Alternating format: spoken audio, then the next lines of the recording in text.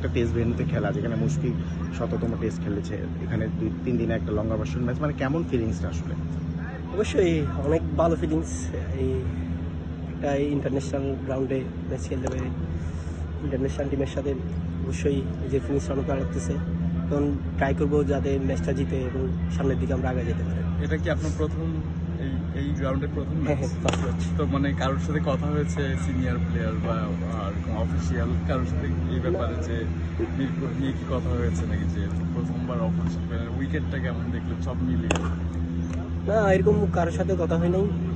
এই আমাদের কোচেসরা, team management, আমাদের কোচ আছে, ওনারা ওদেরকে আইডিয়া দিয়েছিল যে কীভাবে খেললে আমরা ভালো খেলতে পারবো।